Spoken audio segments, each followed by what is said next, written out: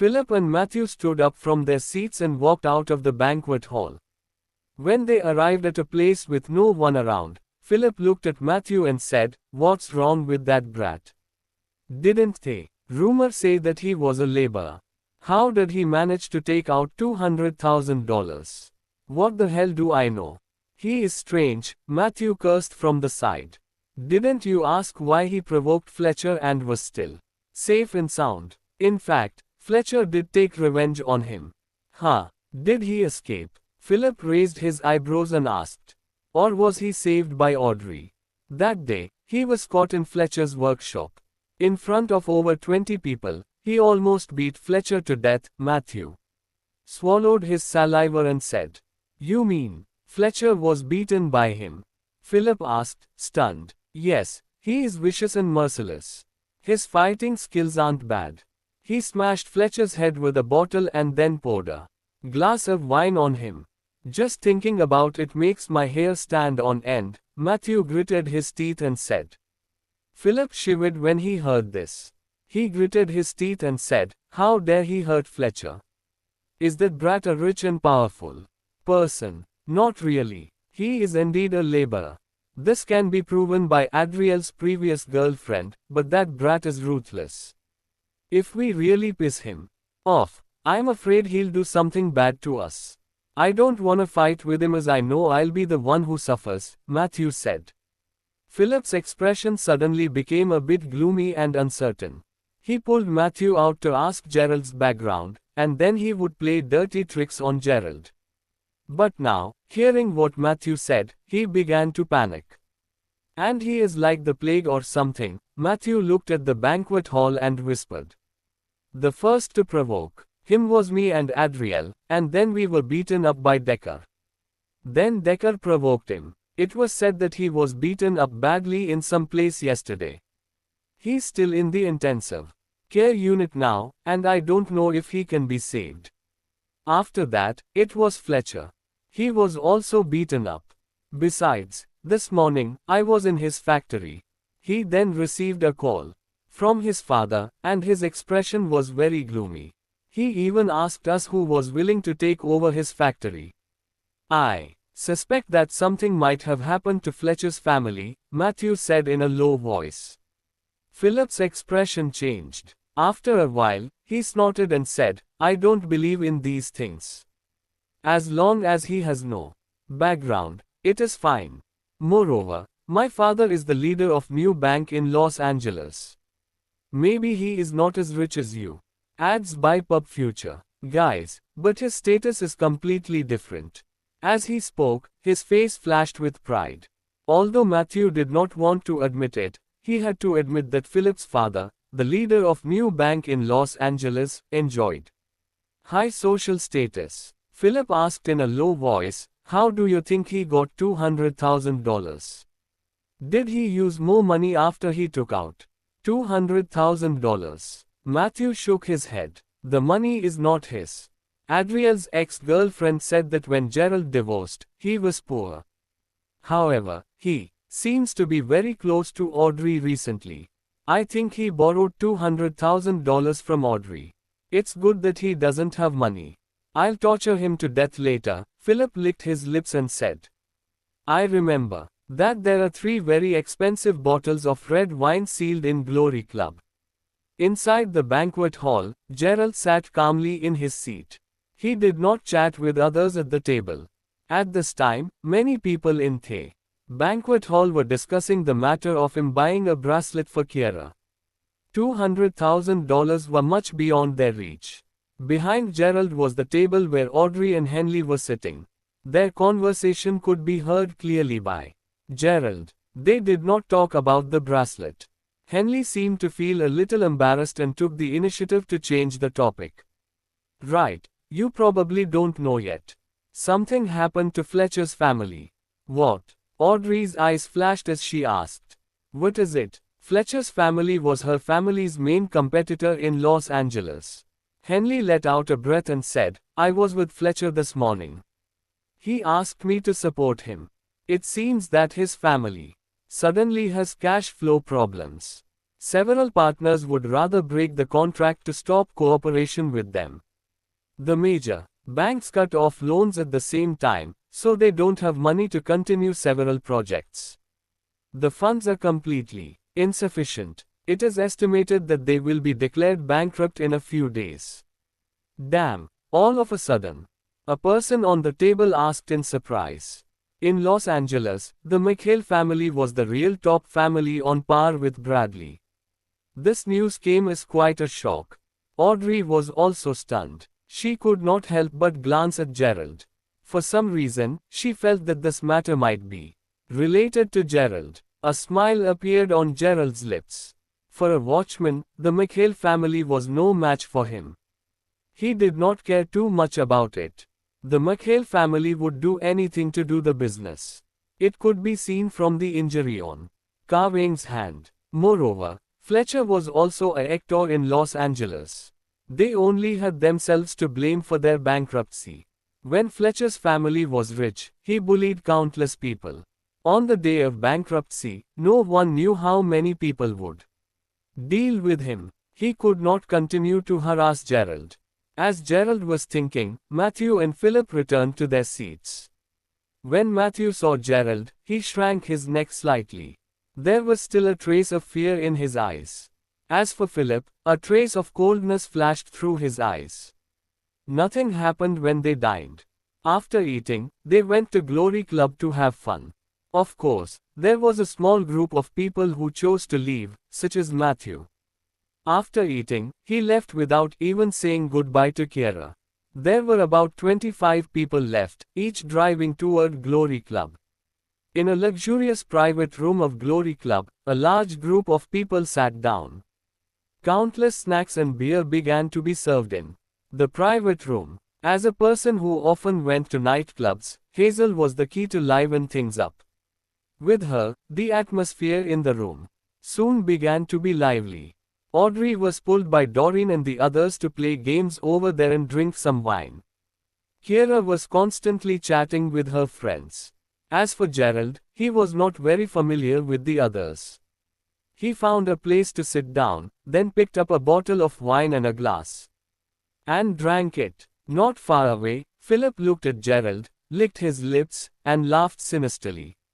When the atmosphere began to heat up, Philip walked out, closed the door, took out his phone, and made a call. A few minutes later, a waiter carrying a bottle of wine with a tray carefully walked over. He walked to the door of the private room and saw Philip. He said, "Mr. Nielsen, this is the wine you ordered, Silent Boat." Philip licked his lips and said, "Didn't David explain it to you? Did you see the person sitting there?" He pointed at Gerald. Then, he whispered something into the waiter's ear. After the waiter heard this, he nodded and said, "Got it." Then, he pushed the door open and walked into the room. Everyone was having fun, singing and playing games. They did not notice the waiter coming in at all. The waiter walked up to Gerald and placed the wine in front of Gerald. "Sir, Silent Boat, the wine you ordered, is very expensive, so you have to pay immediately. It is a total of $318,000.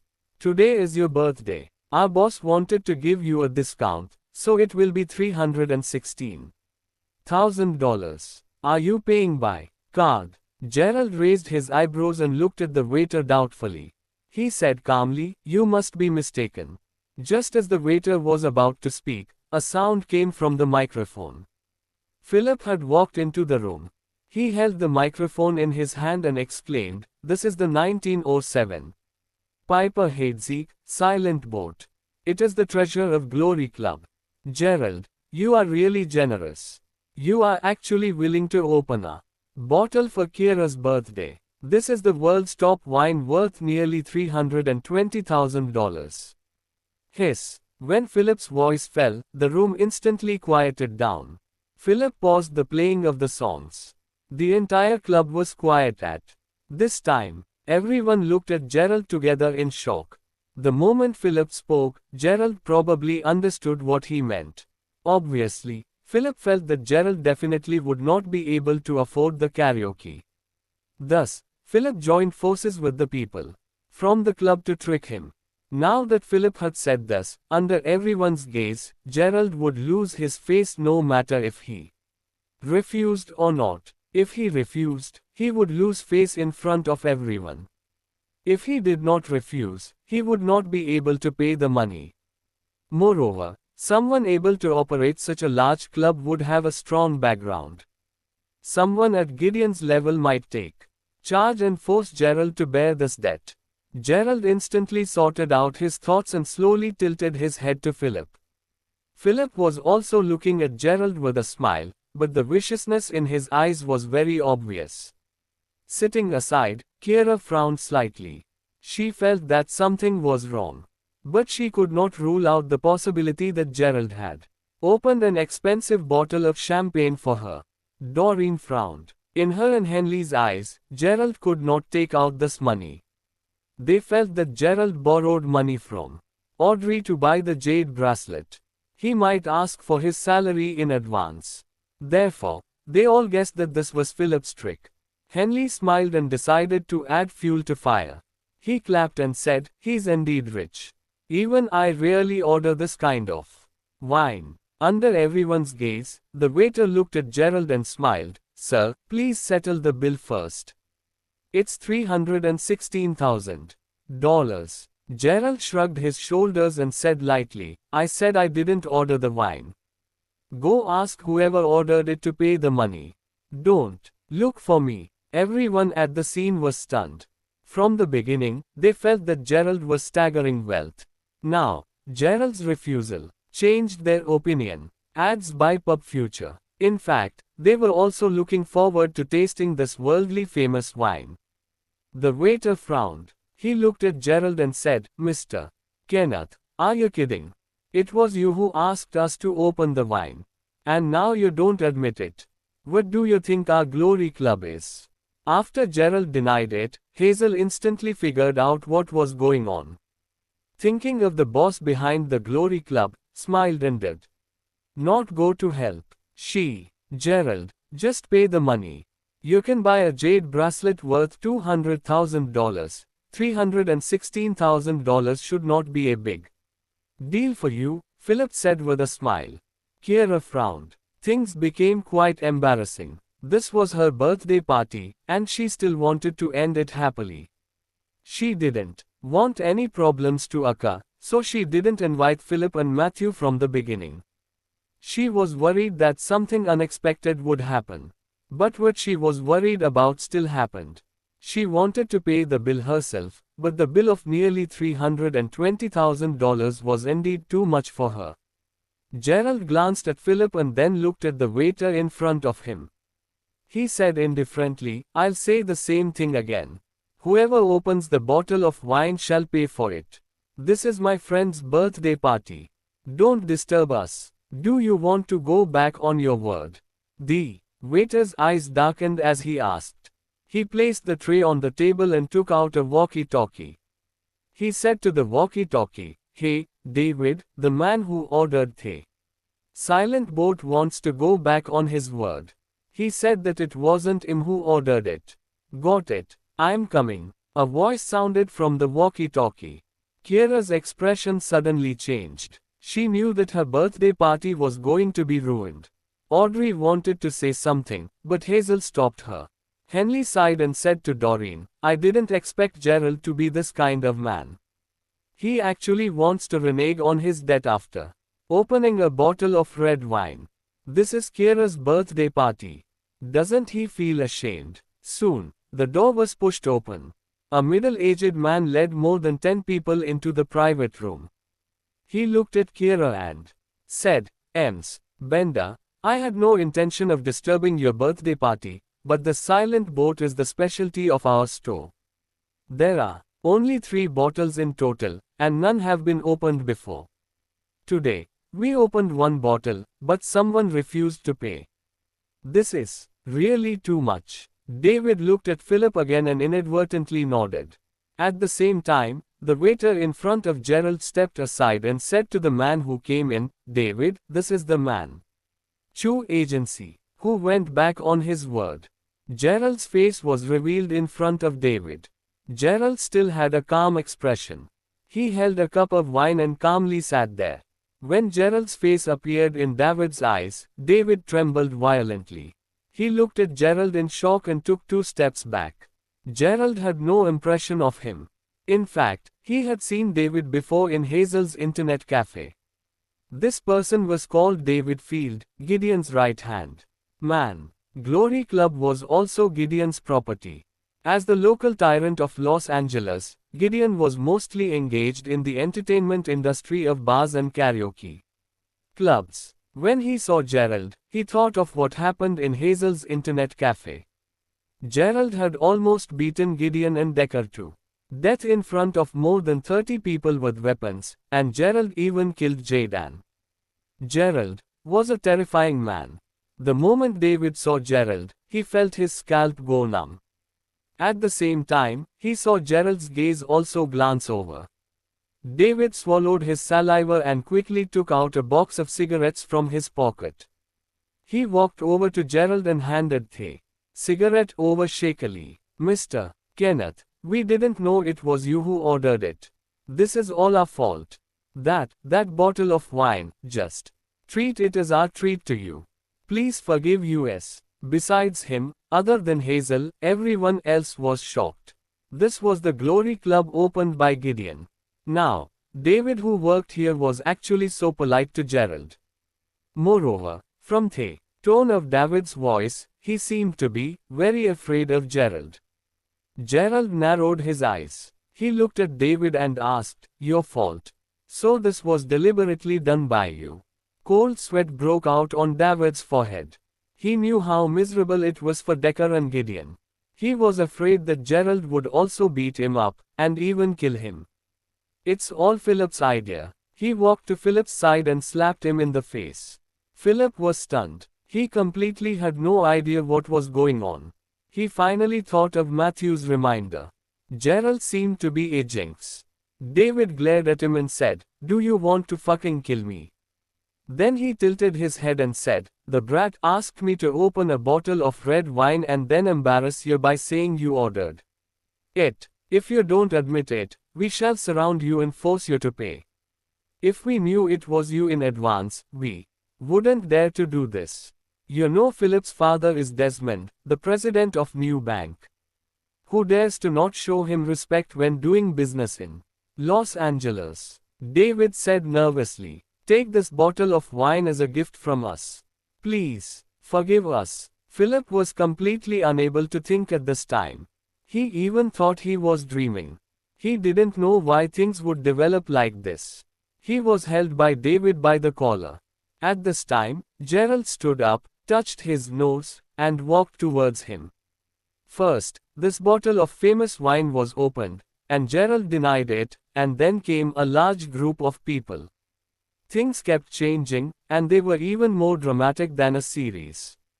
Gerald walked up to Philip, then raised his head and looked straight at Philip. "This is Kira's birthday banquet, but not a place for you to make a fool of yourself," Gerald said calmly. "You are making so much trouble. You look like a fool in front of everyone. I don't want to make things difficult for you. After all, this is Kira's birthday party," Gerald added indifferently. Philip gritted his teeth, but he did not know what was going on. Philip did not know why David was so afraid of Gerald. Philip was cursing Matthew in his heart. Gerald looked at Kira and then said, "Kira, this is your birthday banquet. It's up to you to decide what to do with." "Philip." Kira frowned. Then, she walked up to Philip and said, "Philip, you can leave on your own. I didn't invite you to my birthday banquet. For the sake of your father, I didn't say anything when you came. However, you've been causing trouble all this time. You spoil the fun for everyone."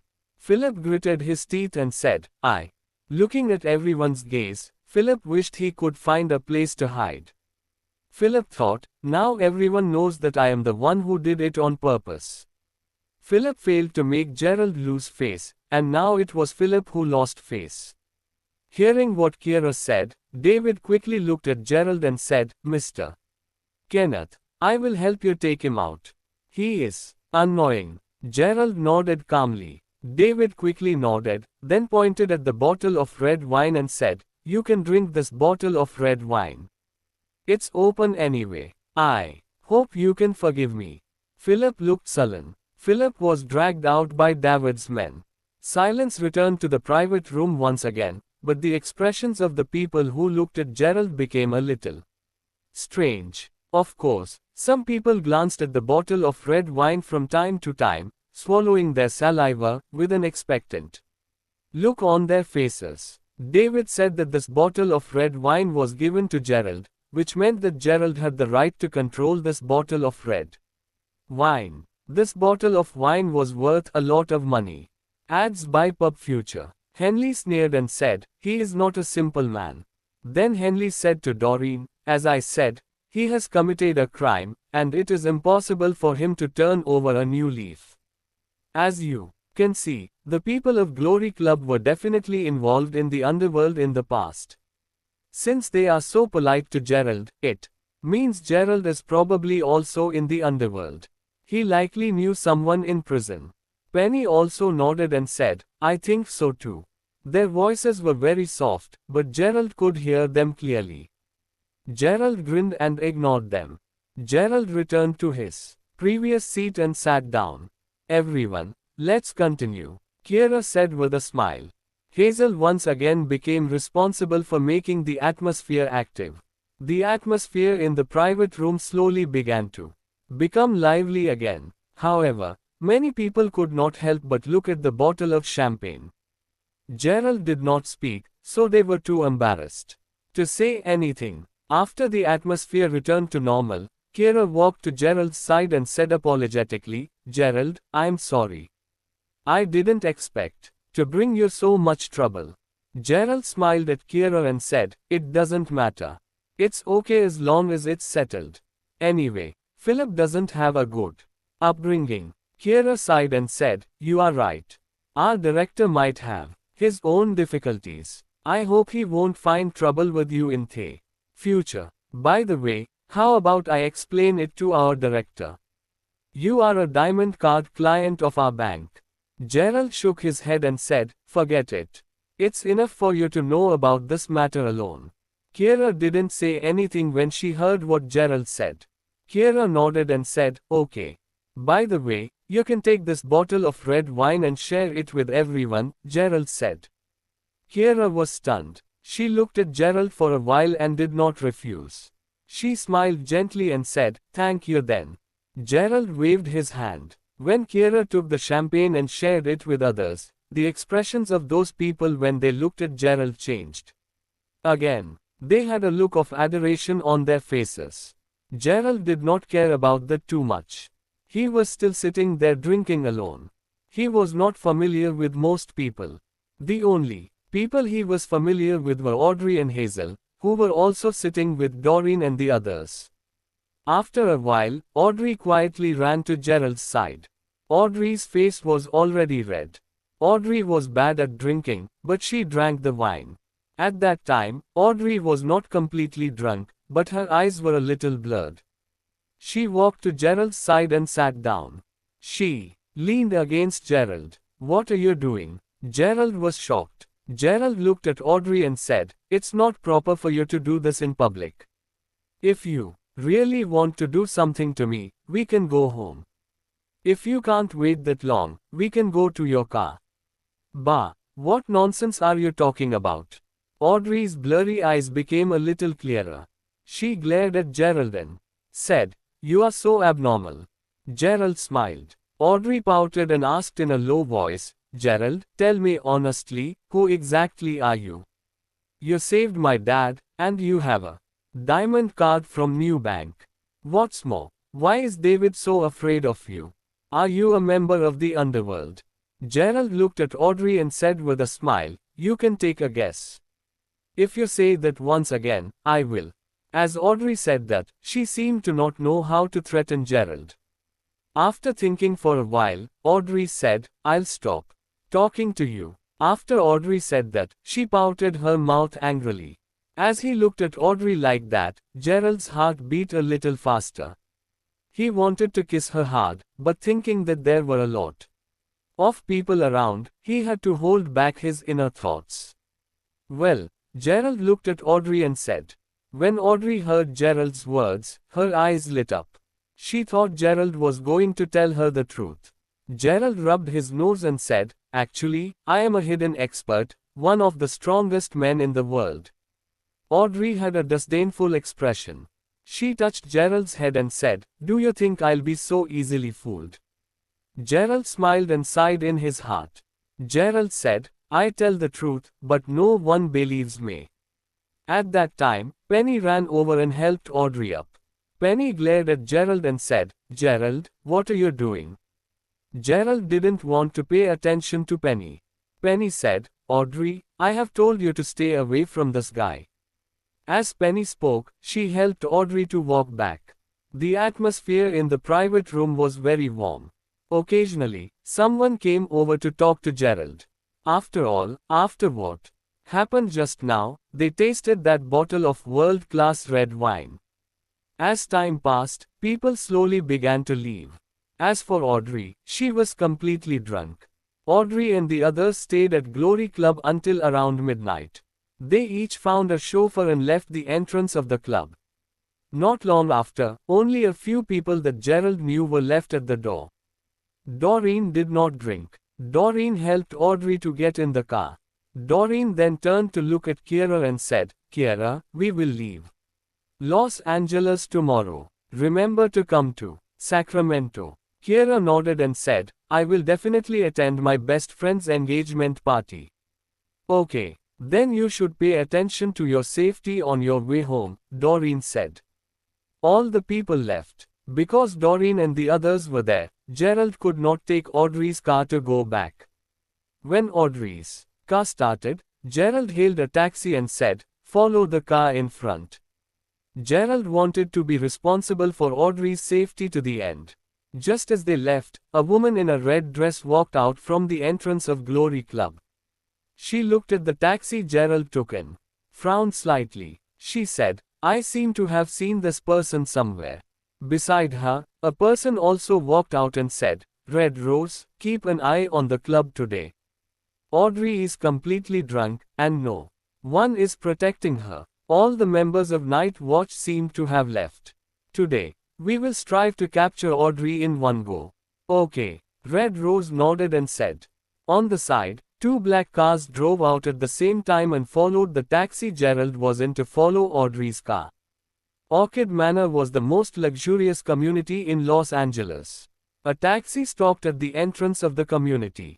Gerald paid the bill and got out of the taxi. However, he did not go in immediately. Instead, he looked behind him and then went to the nearby barbecue shop. When he arrived at the barbecue shop, he ordered some things casually. While waiting, he looked in the direction of the door. Casually. At the door, two black cars stopped. After a moment, one person got off the car. He looked around, touched his nose, and walked into the community. Gerald showed a smile. From the beginning, he had noticed that there were two cars following behind him. He did not know if the cars were following him or Audrey. After all, during this period, he had provoked many people in Los Angeles, like Philip who had just left. It was normal for Philip to send someone to follow Gerald and beat Gerald up. And now, when that person in the car ran in and entered the community, Gerald knew that their target was actually Audrey. Gerald looked inside the car. Other than the person who had left, there were a total of 7 people. This meant that there were about 8 people. Gerald rubbed his nose and thought, Valerie and the others have been away for 2 days. It seems that Blood Lotus has noticed their departure. Are they ready to move? Gerald was not in a hurry to go in. The person who had just entered clearly went in to confirm the situation. After about 7 or 8 minutes, Gerald saw Henley and Penny walk out. Doreen and Hazel seemed to stay at Audrey's house. After seeing the two drive away, Gerald touched his nose. He paid the barbecue shop owner and said, Mister, I'll come back later. As he spoke, he turned around and walked into the residential area from the door. He rushed over to where he lived with ease. Not long after, he saw the person who had entered earlier walk out from inside. This person was not tall, but he looked extremely sturdy. He had a crew cut. Normally, this kind of person looked very honest. Ads by Pub Future. Gerald touched his nose. After confirming that there were no cameras around, he smiled. The two of them walked past each other. Gerald bumped into this crew-cut man. The man was Jack Maxwell. Anger flashed across Jack's face. Jack glanced at Gerald and said, "What the fuck are you doing?" When Jack raised his head, he found that Gerald was smiling at him. For some reason, a sense of crisis rose in Jack's heart. And he wanted to leave this place immediately. But it was too late. At this time, there was no one around, and the two stood together. Gerald suddenly launched an attack. Staring at Jack. Before Jack could react, he felt that his brain had been ruthlessly smashed by something. Then, his mind went blank, and he fainted. Gerald smiled slightly and successfully caught Jack. Then Gerald carried Jack on his shoulder and walked towards Gerald's residence. When Gerald passed by Audrey's house, he felt that Audrey's house seemed to be in a mess, and he also heard Hazel's angry shout, "Audrey, hurry and lie down on the bed." Gerald was speechless. He estimated that Audrey was roaring drunk. Gerald was still a little expectant and wanted to see what Audrey was like when she was drunk. But looking at the man on his shoulder, Gerald stopped thinking about Audrey and dragged the man back to his home. Leaving Jack in the living room, Gerald opened the door to Trevon's bedroom. What he had to do next, Trevon had better not know. Trevon had already fallen asleep, snoring. Gerald walked to his side and lightly tapped his neck. The snoring disappeared, and Trevon fainted. After doing all this, Gerald searched Jack's body. After confirming that there was nothing on him, Gerald casually sat on the sofa. Then, Gerald poured the water in his hand on Jack's face. Splash! Jack quivered and suddenly opened his eyes. "Don't move. If you move again, you may die," Gerald said with a smile. Jack sneered. But in the next moment, he suddenly felt a power enveloping his body. Relying on his instinct, he could feel that Gerald was not joking. Jack could feel that Gerald was much more powerful than him.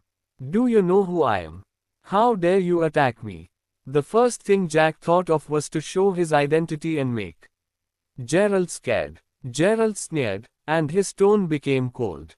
He glanced at the tattoo on Jack's hand and said, "You're just a red card assassin of Blood Lotus. I just killed one of your colleagues recently." Jack's heart jumped violently. He tried to calm himself down. He looked Gerald up and down, and then his expression changed slightly. Jack said, "You are the person who has been with Audrey recently." Arrowcast Limited, independent marketing agency. If they wanted to attack Audrey, they would naturally think of ways to monitor Audrey. Gerald was not surprised that they knew him. "Shit." Jack took a breath and said, "Who are you? Are you a watchman?" "Kind of." Gerald smiled at him and added, "You can also call me the previous watchman No. Oh right, you guys had another name for me back then. At that time, you guys seemed to call me Slaughterer." "What? You were the one who disappeared 3 years ago." At this moment, Jack was shocked and scared. Gerald, who disappeared 3 years ago, was the man who made the entire underground world feel terrified. Watchman No had made the head of Blood Lotus hide in the east until now because they had not confirmed Gerald's death. Jack had not expected that Gerald was actually still alive. Moreover, Jack was caught by Gerald. Jack had not faced Gerald directly, but he had heard countless legends about Gerald during those few years. Jack couldn't believe that he would be caught by such a terrifying person. He felt that his entire body was trembling. His body became cold, and his teeth continuously trembled, making a cracking sound. What do you want to do?" Jack looked at Gerald in shock. Gerald was still smiling. He let out a breath and said, Tell me, how many people do you have in Los Angeles? Where are they? I know a little. If you don't tell me the truth, you will die immediately. Don't worry, my killing skills are not bad. I guarantee that you won't feel any pain. Death was terrifying to anyone. So were the killers of Blood Lotus.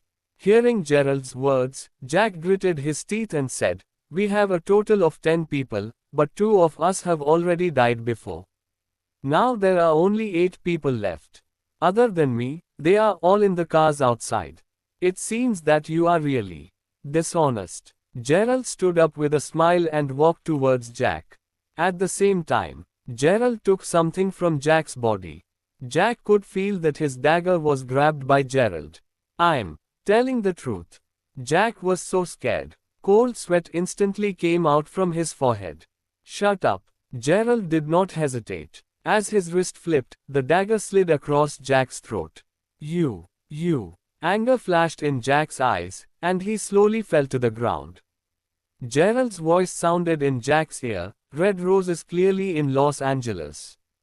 Jack was stunned. Then his breathing slowly disappeared. Gerald smiled and said, "He said that the rest 7 people are all outside.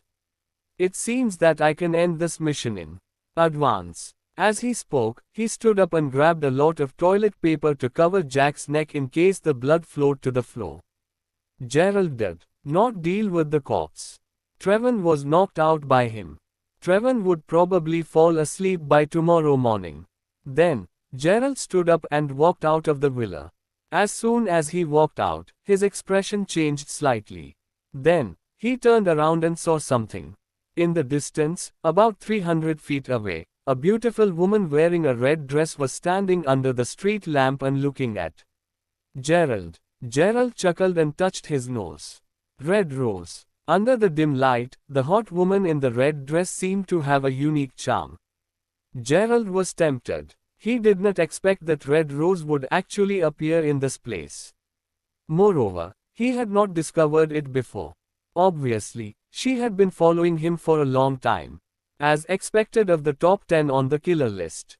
Gerald touched his nose, smiling. Each of the top 10 killers had unique skills. All of them were good at tracking, hiding, and giving a fatal blow at a critical moment. But facing her, Gerald did not have the slightest fear. He touched his nose and calmly walked over. Red Rose just stood there. She did not retreat but looked at Gerald with a smile. As Gerald approached, a smile showed on her face. He stopped in front of Red Rose. Under the dim light, Gerald stood up. He looked at Red Rose, eyes narrowed slightly. "I was wrong," Red Rose said faintly. "When I saw you just now, I felt you familiar. Now it comes to me that we have seen each other on the airport subway." Even at the night, Red Rose still wore sunglasses. Seeing Gerald approaching, she took off her sunglasses and said. Gerald narrowed his eyes and observed her at the light. Then he looked at the lights of the villa around him. He suddenly grinned and said, "You're smart. You know that Watchman is secretive and can't be exposed. This was one of the rules of Night Watch, killing without being exposed." Of course, Gerald only admitted that he was a watchman and did not admit that he was Watchman No. 0. He had to keep it a secret. Red Rose said faintly, 3 years have passed. I didn't expect that you would still be alive now. Gerald raised his eyebrows. Red Rose looked at Gerald and said calmly, I just saw you attack Jack. Few young men can embrace such impressive power. So I guess you are from Night Watch. Gerald laughed, but the killing intent in his eyes was not concealed at all. He said, You are very meticulous. You know my identity and found the chance to let other people see me clearly. You think I don't dare to do anything to you. Gerald made a pause and then added after licking his lips, but what makes you think that I will play according to common sense? Red Rose's expression suddenly changed slightly. She hurriedly said, Watchman number O, I am here for cooperation. Look, we will withdraw from Los Angeles, and I will help you lure Franklin out. Haven't you always wanted to kill Franklin? Gerald raised his eyebrows. He didn't care about whether they withdrew from Los Angeles. Anyway, he was not that afraid. Ads by Pub Future. However, Red Rose said that she would help him lure out the leader of Blood Lotus, Franklin, which made Gerald a little tempted. Give me a reason, Gerald said calmly. You are a member of Blood Lotus, a right-hand woman of Franklin. Give me a reason to believe you. Red Rose exhaled and said, first, after I found you, I could choose not to expose myself. Second, the most important thing is that I want to leave Blood Lotus. Gerald looked at Red Rose in surprise. He smiled and said, isn't Blood Lotus its lackey? That's why I want to leave. Few people can help me, and even fewer people are willing to help me. Red Rose looked at Gerald and said, moreover, after you killed Franklin and helped me get rid of the Blood Lotus, I will tell you the secret of the iron box. Gerald's expression slightly changed. That iron box was one of his missions 3 years ago. When Valerie left, she had already taken it away. The iron box was square, and Gerald did not know what was inside it. He was not interested in studying it.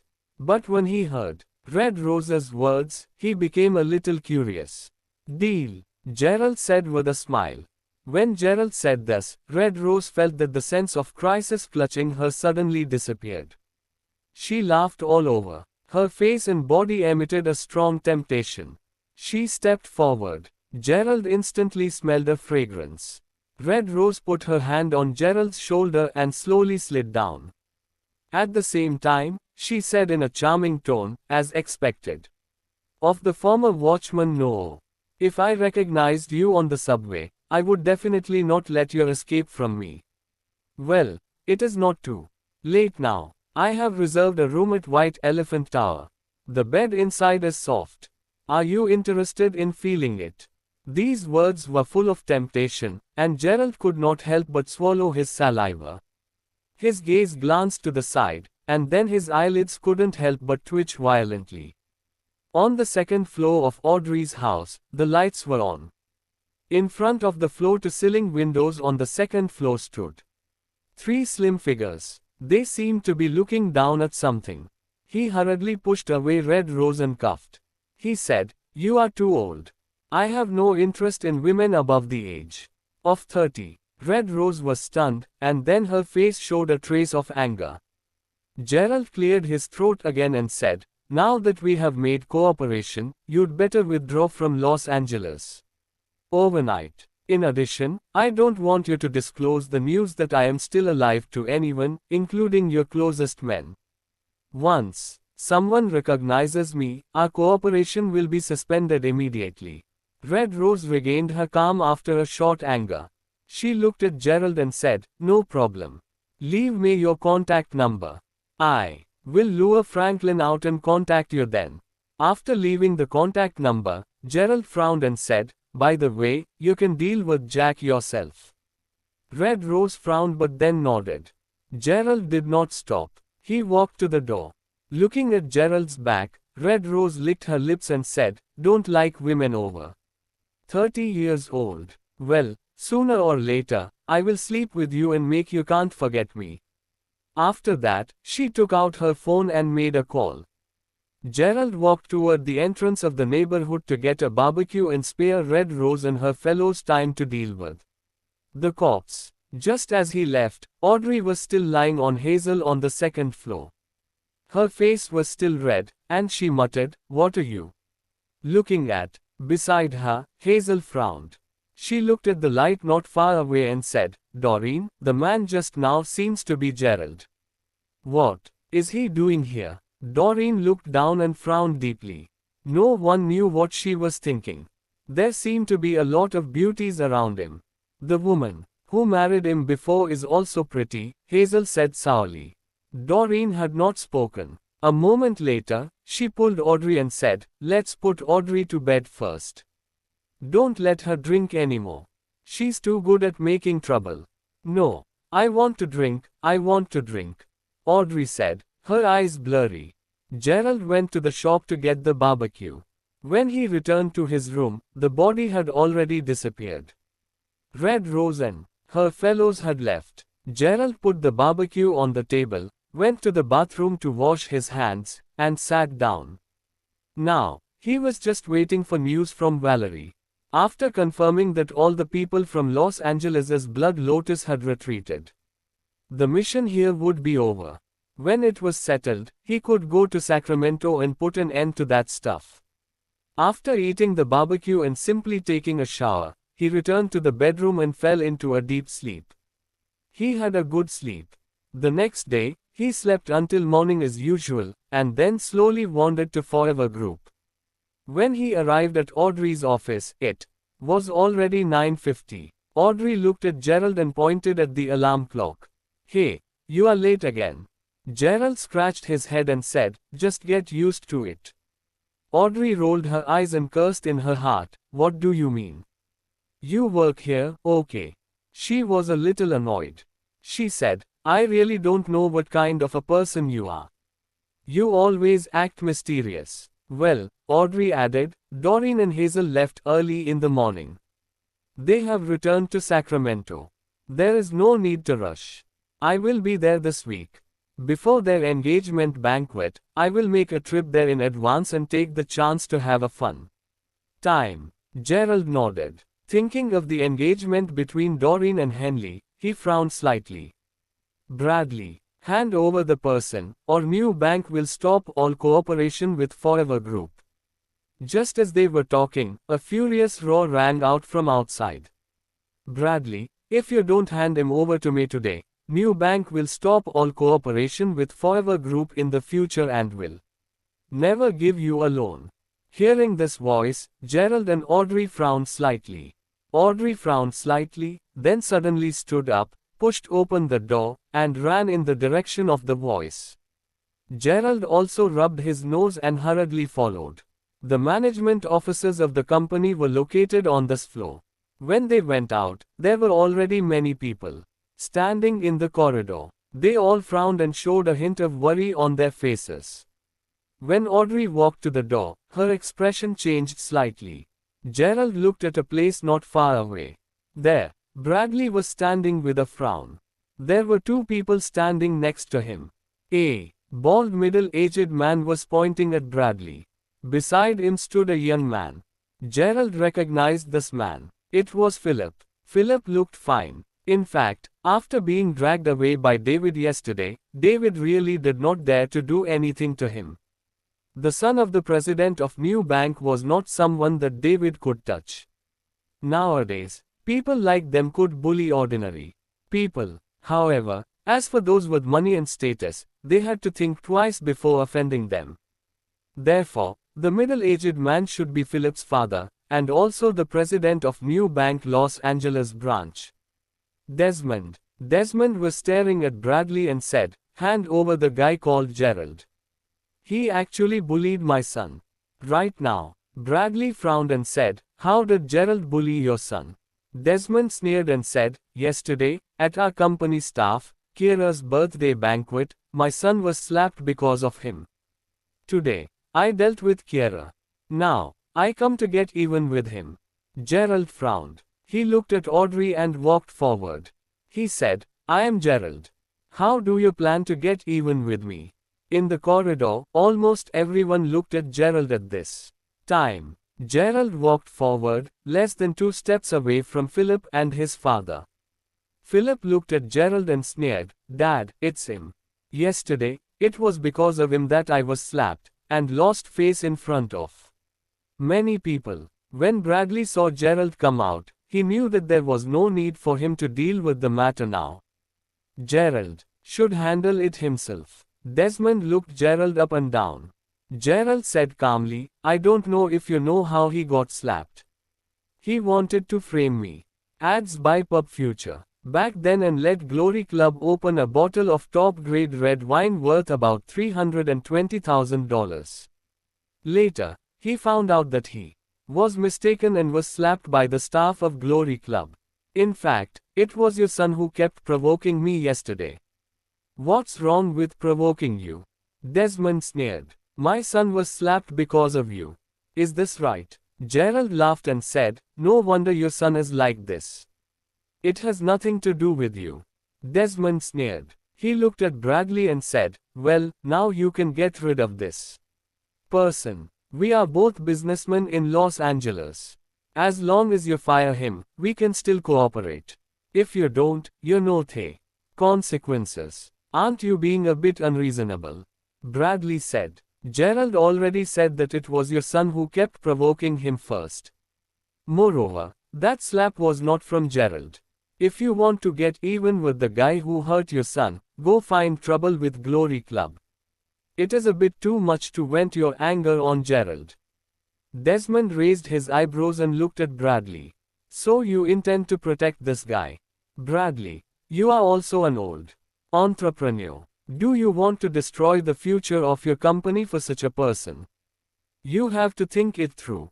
Philip sneered. He looked at Gerald and tittered, "Boy, you dared to shout at me. Do you think I am a coward like Matthew?" Gerald ignored him and looked at Desmond. "Come on. Your son is a fool. He was slapped by someone, and you want our company to get rid of me. What gives you confidence?" "What?" Desmond looked at Gerald and said lightly, "Listen carefully. I am more powerful than you, and I can control the life and death of many companies. I am the president of the Los Angeles branch of New Bank. Is that enough?" Desmond's words were very arrogant. However, all of the people in the Forever Group had no way to deny it. Indeed, New Bank had a great influence in Los Angeles. This bank was a private bank, and it played an important role in Los Angeles. Most people also believed that it was not a good thing to offend Desmond for the sake of an assistant of Audrey. Gerald let out a long breath. Seeing Gerald let out a breath, Philip thought that Gerald was in despair. He couldn't help but lick his lips, a mocking smile on his face. "You said you dealt with Kiera.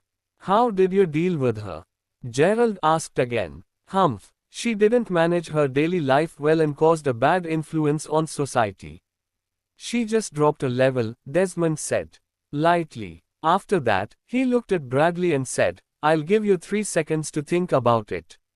If the result doesn't satisfy me, you won't have a chance to beg me in the future." 3. After saying that, Desmond began to count down. Gerald sighed again and then fumbled in his pocket. When Philip saw the scene, his eyes lit up slightly.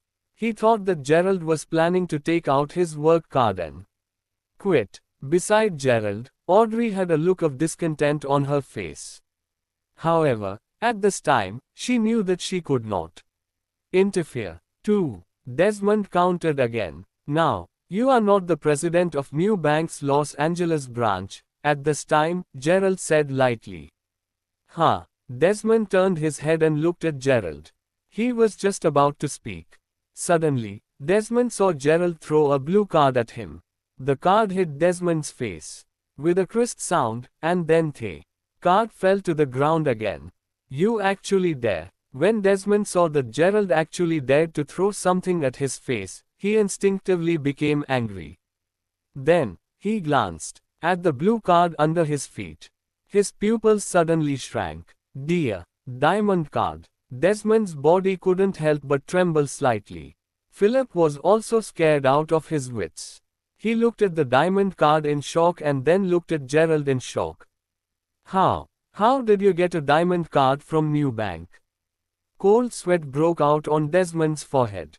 He said, "The diamond card user that Kiera received before, could it be you?" Only Kiera knew that Gerald was a diamond card holder. Because of confidentiality, Kiera did not publicize it. At that time, the branch president came to see Gerald, but Gerald left early. Therefore, Desmond did not know about Gerald. Later, this bank card never appeared again, so Desmond thought that the diamond card user had left Los Angeles. But now, Gerald took out the diamond card and threw it in Desmond's face. All top management of the entire Forever Group exploded in an instant. During this period of time, they all knew that Audrey had an assistant under her command. Many people had seen the assistant before. They thought Gerald looked like a loser. And Gerald usually wore casual clothes when he went to work. However, Gerald was hired by their boss, so they could not say anything. Now, this person actually took out a diamond card and threw it on the face of the president of New Bank. Looking at the increasing amount of sweat on Desmond's forehead, Gerald calmly said, I don't need to tell you why I have the diamond card. You are not qualified to know, but I have the authority of the diamond card. I can mobilize the funds within $16 billion in any branch in New Bank. At the same time, I can also be qualified to fire the president of a branch below the provincial level. So, now, you are not the president of New Bank, Gerald said with a smile. Philip's and his father's faces turned pale in an instant. At this time, the floor where the management offices of the Forever Group were located fell into silence. Everyone's eyes were full of astonishment. Looking at the young man in ordinary clothes in front of them, everyone had confusion on their faces. They seemed to not understand why such a young man would have the diamond card of New Bank. Desmond and his son, who had been shouting just now, were now pale, and their lips trembled. They wanted to say something, but could not say it. There were not many people who knew that Gerald had a diamond card. In Los Angeles, there were only Kiera, Elliot, and the security guard of New Bank who knew it. Even Bradley was full of shock. As a man who knew about the night watch and the existence of the underground world, Bradley knew very well what the diamond card of New Bank meant. This was not something that could be owned by money, and it was not something that could be owned by power. This was decided by New Bank and then distributed to the outside world. Once it was distributed, it could be enjoyed for generations. In other words, when one got the diamond card of New Bank, one's children and grandchildren could live a very good life, as long as New Bank did not close down. Since the establishment of the New Bank, only 9 diamond cards were distributed. Most of these people made outstanding contributions to the New Bank. And now, such a young man had such a card in his hand, which shocked everyone, especially Desmond and his son. After a while, Desmond wiped the sweat off his face. He swallowed his saliva and looked at Gerald. Sorry. I'm sorry, Mr. Kenneth. We didn't know that you were a user of the diamond card.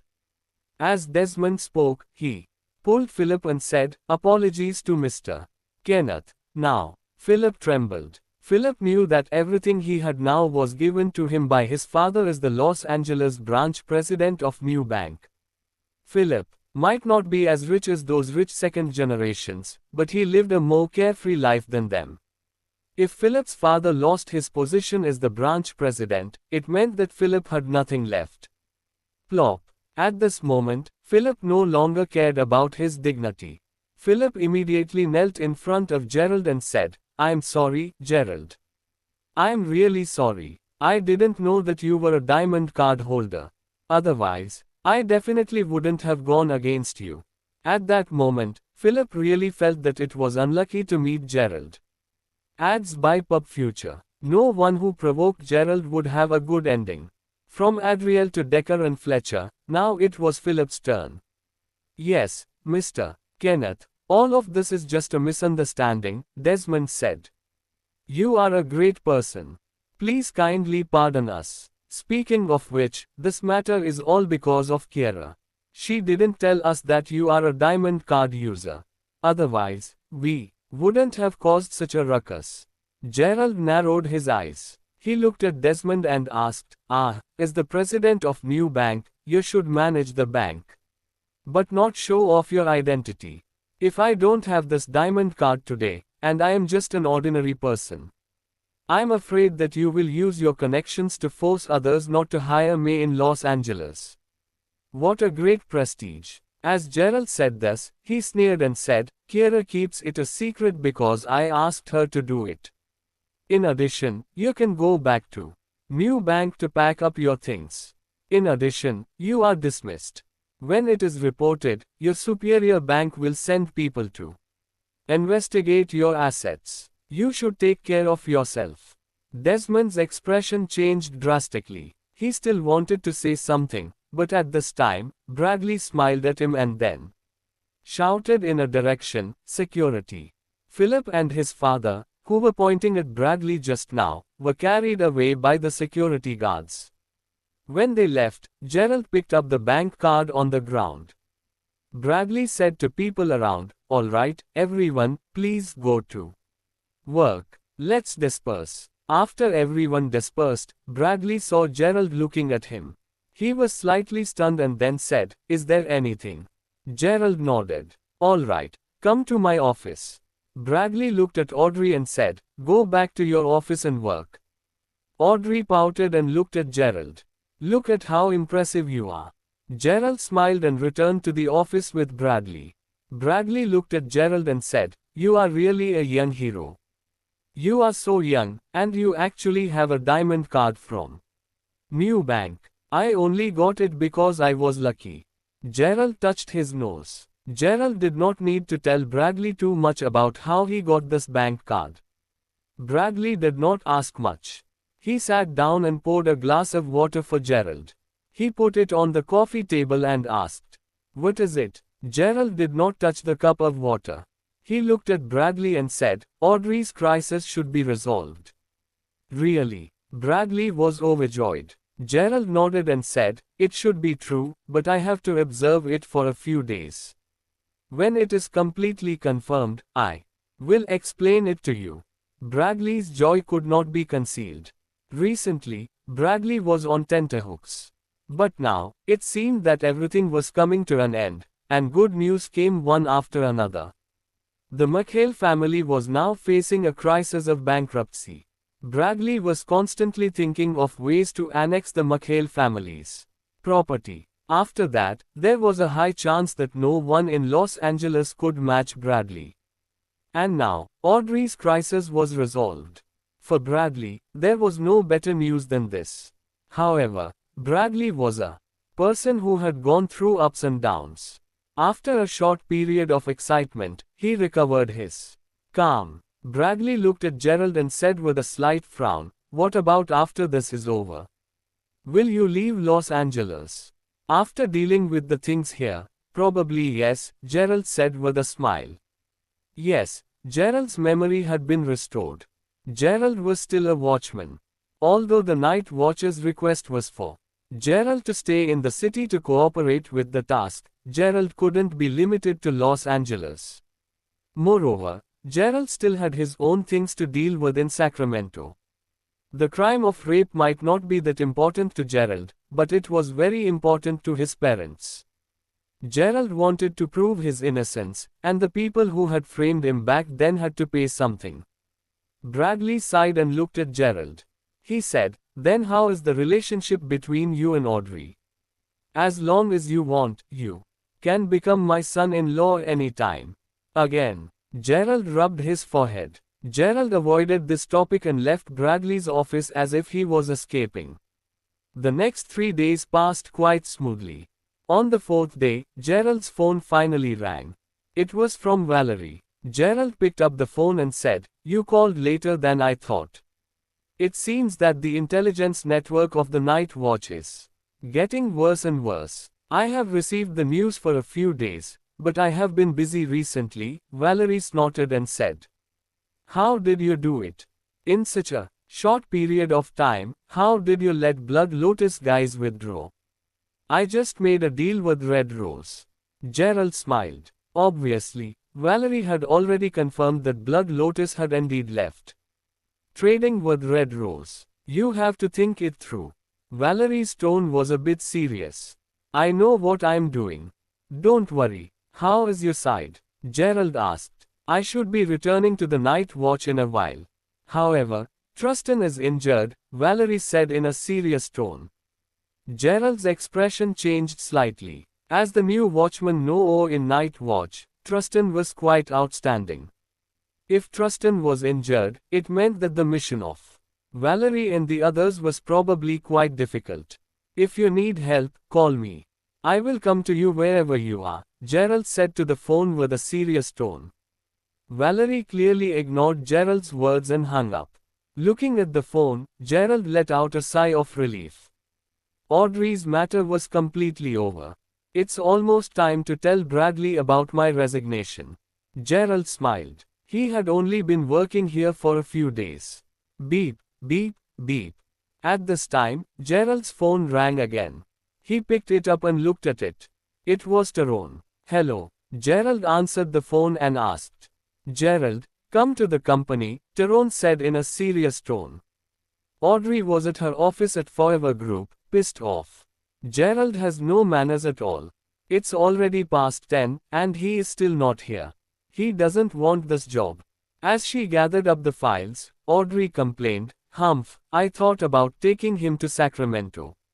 Now that he is late, I will rule out that possibility. With that, she slumped into the sofa. But he has a diamond card from New Bank. He seems richer than me and doesn't care about the job at all. The thought made her irritated. The door was pushed open. Then, Bradley came in, looked at her with a smile, and said, Are you mad at Gerald because he doesn't come? Do you have a crush on Gerald?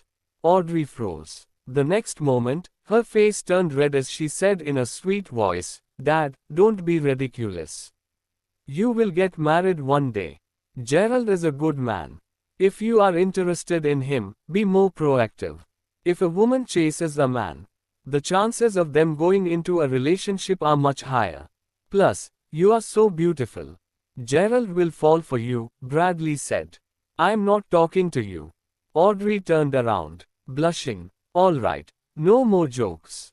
How is the handover? Bradley asked. It's almost done. Audrey nodded. Bradley pondered, walked to Audrey, and said, When you attend Doreen's engagement, stay away from their entanglements and the struggle between the wealthy families in Sacramento. Do you understand? I know. You have been nagging at me for the past few days.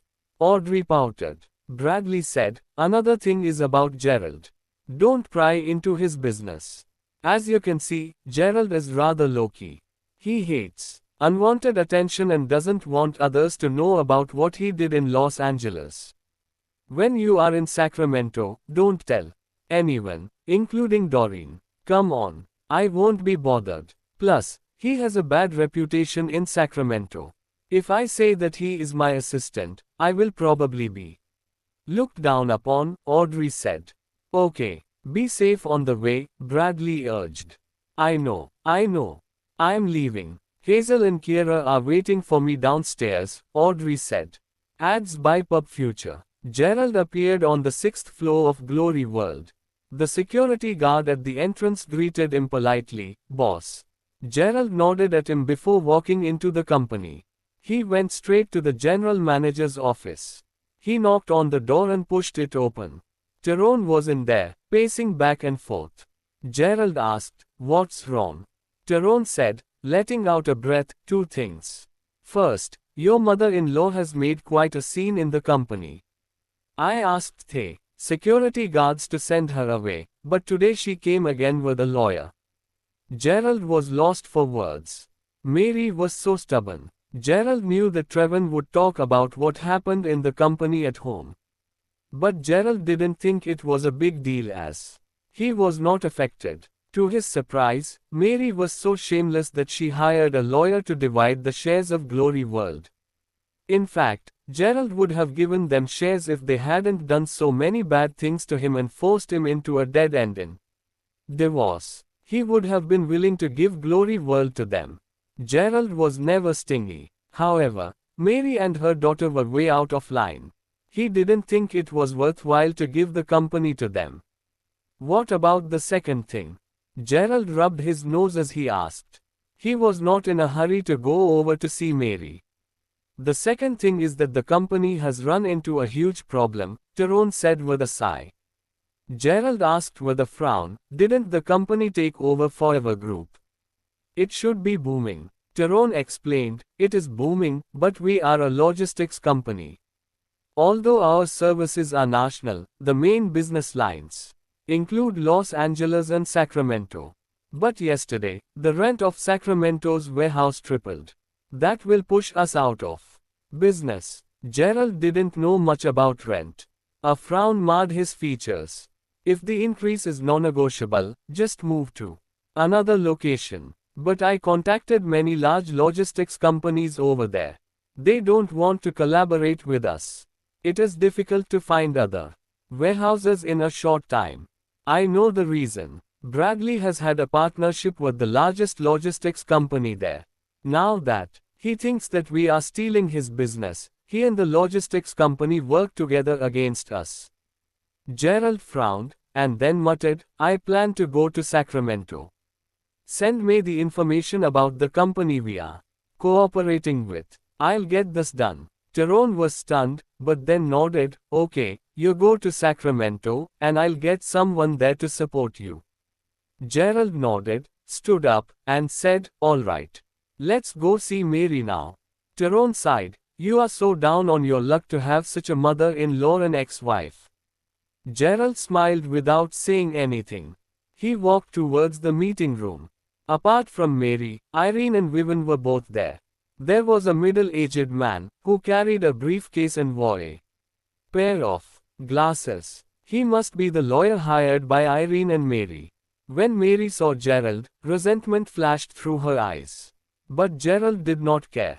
He walked to the opposite side and sat down, looking at the four people in front of them. Irene was haggard due to sleep deprivation.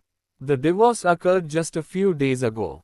But Irene had turned from an energetic woman into someone worn out by daily hassles. It felt entirely different. The man looked at Gerald and said proudly, hello, Mr. Kenneth. I am Aaron Green, the acting lawyer hired by Irene. We suspect that you have secretly accumulated huge wealth, which is supposed to be the common property. This is the demand letter. Take a look, please. As he spoke, he handed a piece of paper to Gerald. Mr. Kenneth, I know you used to work at a construction site and may not know much about laws. I am good at divorce cases, and I can tell you plaintiffs usually get more compensation than expected. So, I suggest you should settle it privately and give half of the shares to Ms. Irene Everett. Are you crazy? Gerald interrupted him. Aaron frowned. Mr. Kenneth, watch your mouth. Gerald looked at him with disdain. Glory World is my premarital asset. It has nothing to do with them. If you are going to take me to court, talk to the legal department of Glory World. I don't want to waste time with you. With that, he got up and planned to walk out. Gerald hated Mary and Irene so much that he didn't want to see them again. Gerald, do we have to be like this? Irene said as she looked at Gerald with tears streaming down her face. Gerald chuckled as he turned to look at her. There was no sympathy in his eyes. Have you never thought about why we got to this point? If you were not so mean and cruel when you divorced me, I would give the Glory World to you. Gerald sneered, Glory World is not a big deal to me. I don't care about it. I bought it because I was bored. I just bought it for fun. If you have any dignity, do not come to the company again. I have done my best to leave you a way out and give you that house. Irene heard it and couldn't help but cover her face. Meanwhile, Mary's face turned pale. Glory World was no big deal to him. It was worth $32 million. He didn't care about it. He bought it for fun. Everything Gerald was humiliating Mary. At this time, they did not think that Gerald was lying. Gerald's actions proved it. They came here every day to make trouble. Gerald did not care about it at all. If he indeed cared about the company, he would never just ignore it. The more they thought about it, the more complicated they felt. They were willing to kick Gerald out before, but now they regretted it so much. They wished they had treated Gerald better in the past 3 years. If they were not so ruthless when Gerald divorced Irene, it would be a better situation for them. Gerald might give them the company as a gift. They would have become rich overnight and be among the rich in-laws. Angela's. But there was no chance to regret it. Now they could get nothing but the house. Before, they could at least get Gerald's salary from his job on the construction site. Now, even the small amount of money was lost. Irene and Mary, who never went to work all year round, didn't know what to do at that moment. Vivian, who was next to them, also kept sighing. She felt that she had lost the biggest opportunity in her life to be among the upper class. Mary looked at Gerald and said with gritted teeth, "I'll make him regret it. I'm sure." Aaron looked at them and asked after clearing his throat, "Then, may I ask, do you still want to sue him?" "Of course, why not?" Mary's eyes were filled with hatred. She couldn't move on easily since Gerald was leading a better life and looked down upon them now. He was once beaten and scolded by her for 3 years.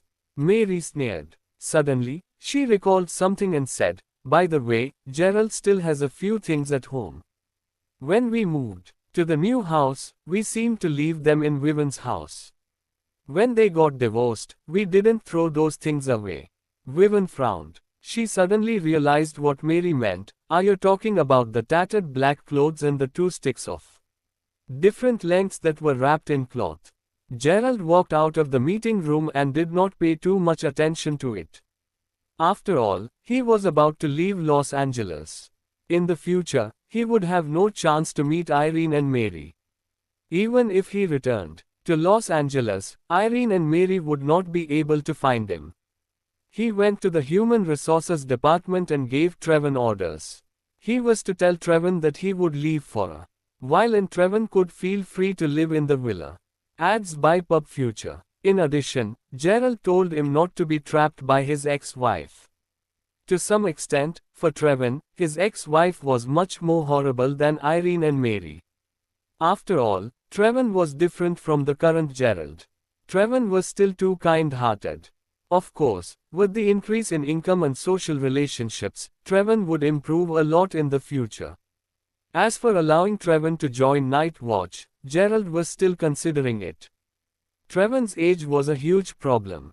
After giving his instructions, Gerald walked out of Glory World. Then, he took out his phone and dialed Bradley's phone number. "Hello. Mr. Herman." "Gerald," Bradley answered with a smile. "What's wrong?"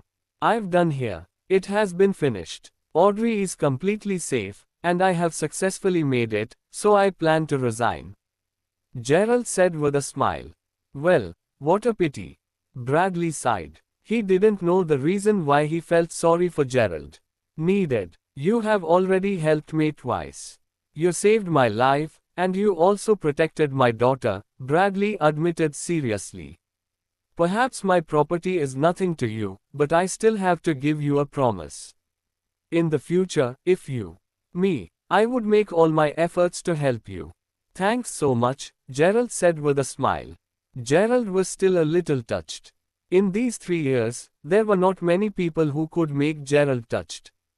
Trevon did it, and now Bradley was the same. "All right. By the way, Audrey has already gone to Sacramento," Bradley continued.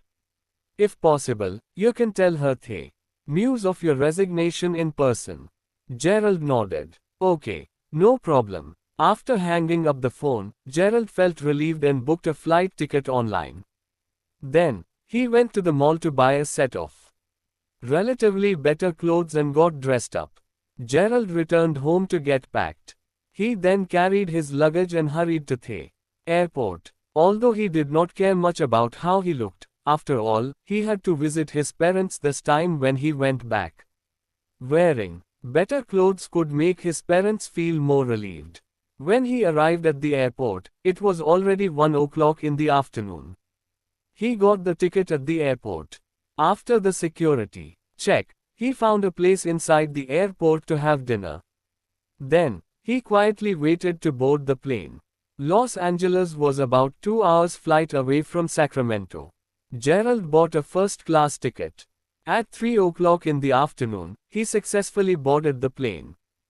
Gerald easily found his seat. One after another, more and more people were boarding the plane.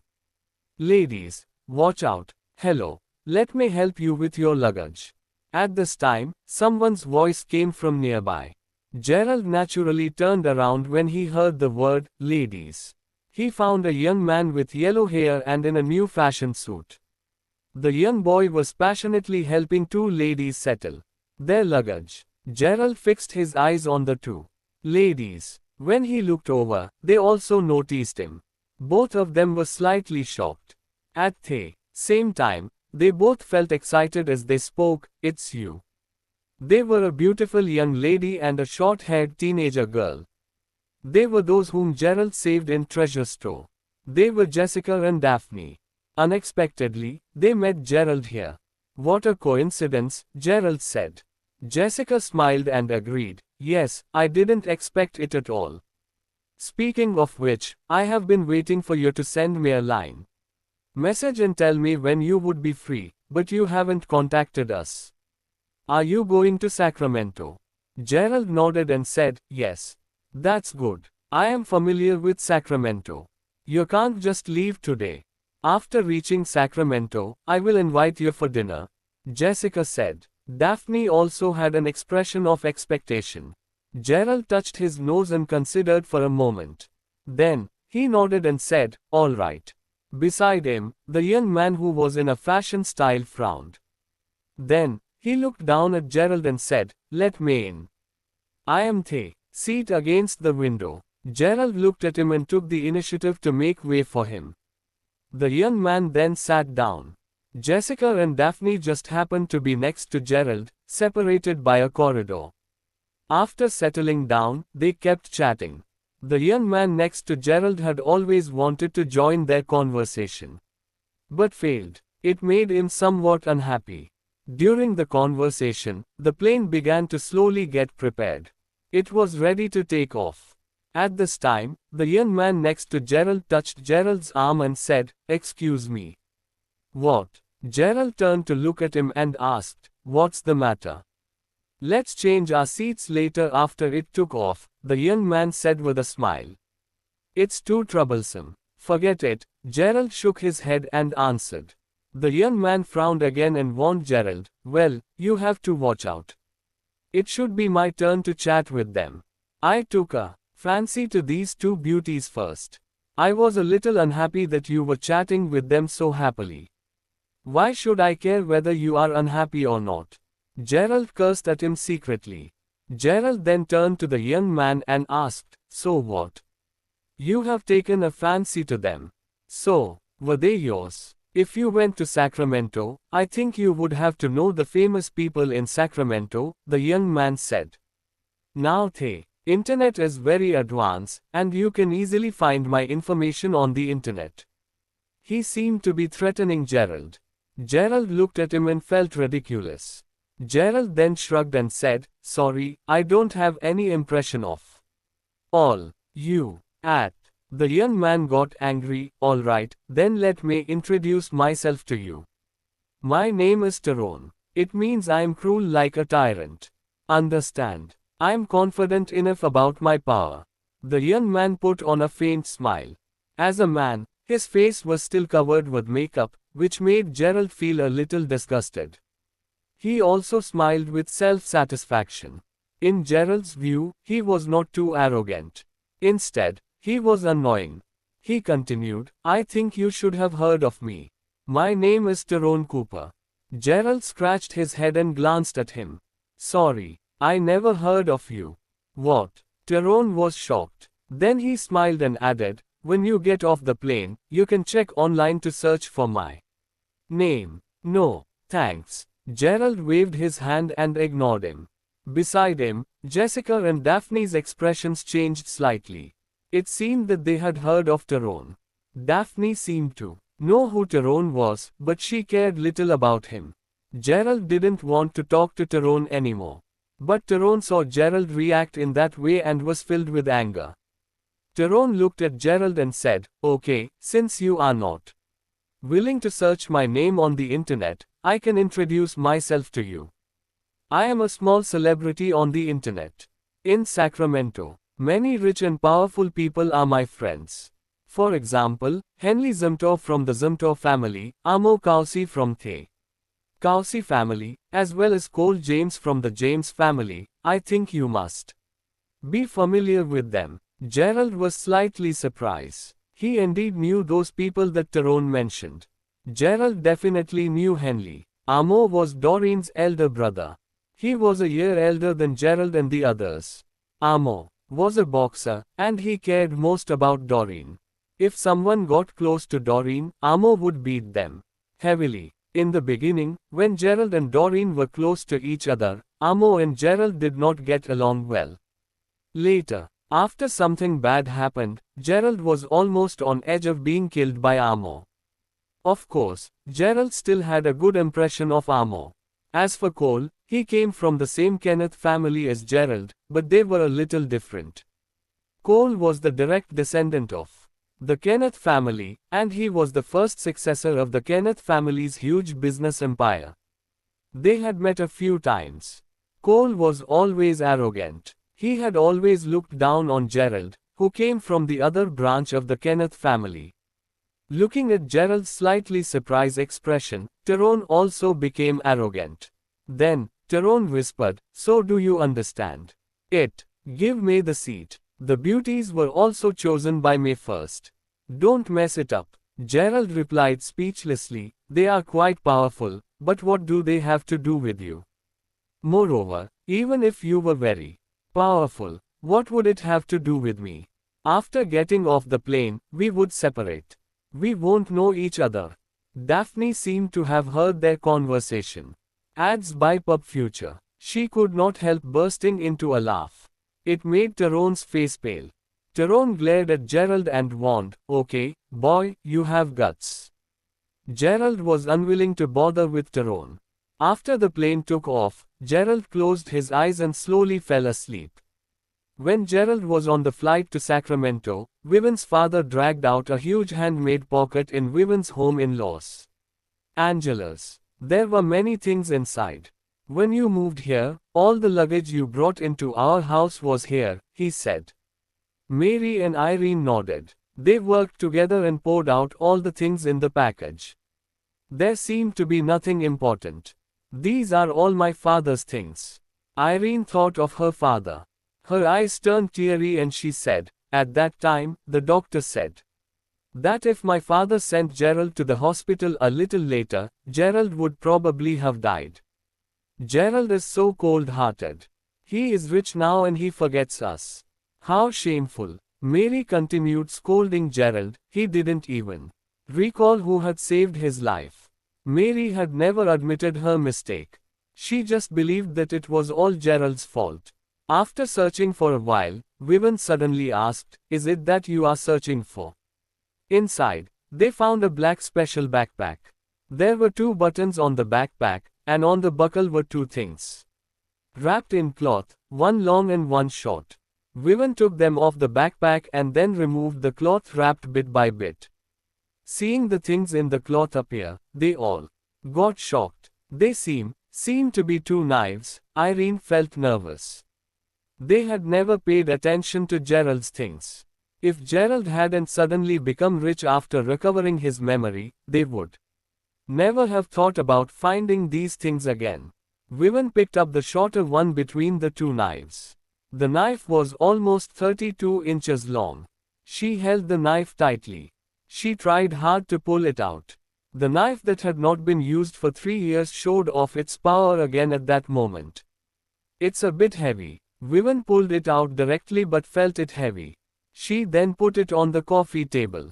Crack. However, just as the blade was placed on the coffee table, everyone was shocked at the next moment. Without Vivian using any strength, the knife was directly embedded in the coffee table. Then, it pierced through the entire coffee table. "It's so sharp." They were all scared. How could Gerald have such a weapon? "Who is he?" Irene cleared her throat. "It's a treasure." Mary's eyes lit up. She added, "It can be sold for a lot of money." Beside her, Vivian frowned and said, "Why didn't Gerald take it away? Did he forget about it?" Tainmark LLC, affiliate marketing for your business. Digital marketing strategies, affiliate solutions, online advertising and social media. It was not the case. Gerald did not know that his weapon was still there. He thought that his weapon was lost. The weapons of the watchman were specially made, and Gerald's 2 knives were the sharpest in the world. If they were Auctioned in the underground world, they would be priceless. When Gerald was injured and saved by Irene's father, Gerald was taken to the hospital and the things along with him were kept by Irene's father. Gerald was never told about it. As for the iron box, Gerald had been firmly holding it in his hand. Even after he was unconscious, the doctor could not remove the iron box from his hand until Gerald woke up. So after Gerald recovered his memory, he still knew about the iron box. As for the other things, he thought they were lost in the fights. There is also a black suit here, but it is a bit tattered and full of dried blood. Irene found another black suit full of cuts. It was once Gerald's uniform on battlefields. The cuts could prove how serious Gerald's injuries were back then. Who exactly is Gerald? Vivian looked at Mary and Irene. Why not call the police? Gerald naturally had no idea that Irene and her family members were studying the things he left at home. He slowly fell asleep on the plane. Along the way, except for the little episode at the beginning, nothing happened. Tyrone, who sat next to Gerald, was annoyed. The more Tyrone thought about it, the angrier he became. So after an unknown period, Tyrone touched Gerald and woke him up. Gerald frowned and asked Tyrone, "What's the matter?" "Tao, boy, no one dared to be so rude to me. What you said just now made me very unhappy." Tyrone's face was dark. His makeup seemed to be messed up because of such bad feelings. Gerald looked at Tyrone and was annoyed by his delicate makeup.